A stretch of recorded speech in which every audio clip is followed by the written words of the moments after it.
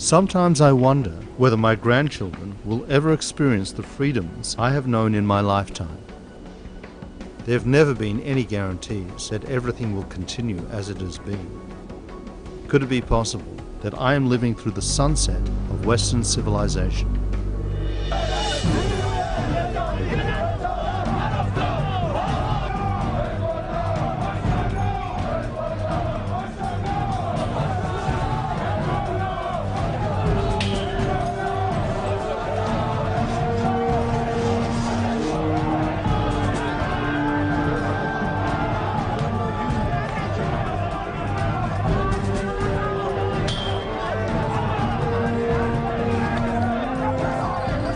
The American Freedom Alliance, responding to threats in these main areas.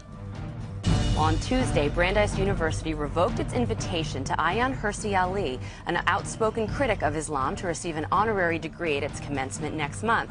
Well, Brandeis caved to pressure from Muslim groups like CARE. CARE's continue. I was born in Israel, and I know what it means to fight. I fought in 2 wars, and my entire family fought too. American Freedom Alliance made me realize the war is not over.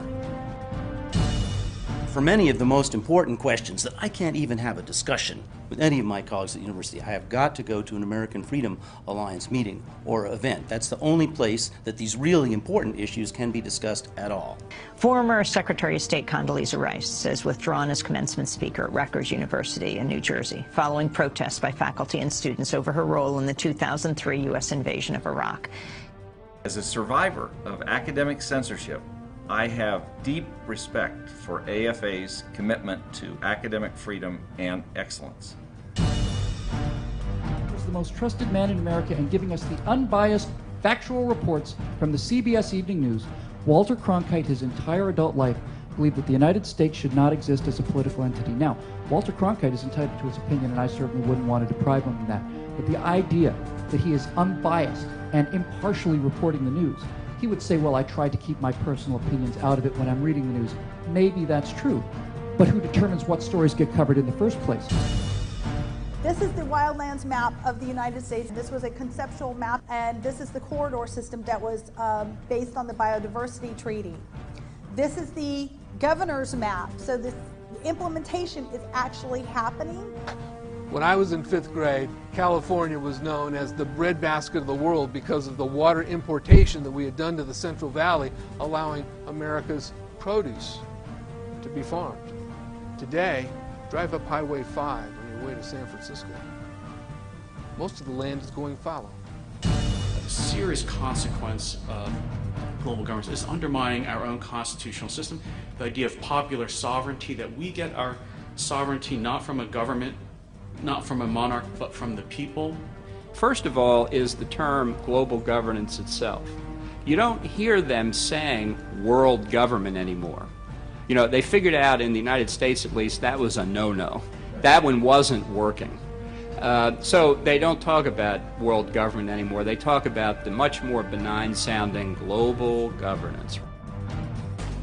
We have many enemies, and the most important weapon we have is knowledge. The AFA provides us with programs that inform and prepare us to defend our freedom. The Cinema Gateway, a monthly film screening series which presents important issue-based films and includes discussions with the filmmakers. The Literary Cafe, a series of monthly meetings featuring discussions of important nonfiction books with their authors that address the threats we face. For me, the Darwin debates in 2009 represented a high watermark for the American Freedom Alliance because we addressed a debate that no one else in the media is taking on. What goes on here is that with the materialistic mindset that has grown up around science, that scientists they're looking at nature, but they're not noticing their own intervention in what intelligent minds do. And when you step back and notice that minds have certain powers that material entities do not, you can begin to make inferences about the activity of mind in the past. American Freedom Alliance. This is an extremely useful organization, and I wish more and more people would come to the conferences, seminars the Alliance is doing. I'm Hugh Hewitt, here to endorse the work of the American Freedom Alliance. The Alliance brings together the most visible public intellectuals, academics, journalists to discuss the crucial issues of the day, whether it's the crisis in Europe right now, whether it's academic freedom in the United States and abroad, whether or not it's the Middle East and stability, the security of Israel, and a peace for that region that would endure. All of those issues are front and center on the American Freedom Alliance agenda. The AFA is a very important organization in helping to prevail the freedom of speech also in Europe. As you might know, Europe is in the process of Islamization, and unfortunately there are no leaders. We have a lot of Chamberlains and very few Churchills or Reagans in Europe today. And the freedom of speech is under attack, not only in the Netherlands but also in many other European countries. So if we can combine forces with our friends in the United States, with the American Freedom Alliance also fighting, I mean it's in their name, for freedom, then we can not only combine forces but get stronger against the lack of freedom and the process of Islamization. It's very important. I'm very proud to be here. I'm very thankful, all of us in Europe, for organizations like the American Freedom Alliance. I was raised in a socialist environment where dissent was not tolerated. I learned that free expression and free speech is one of the most valuable treasures of an open society.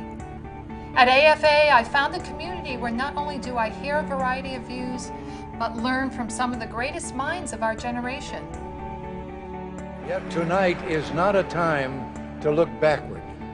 For while I take inspiration from the past, like most Americans, I live for the future.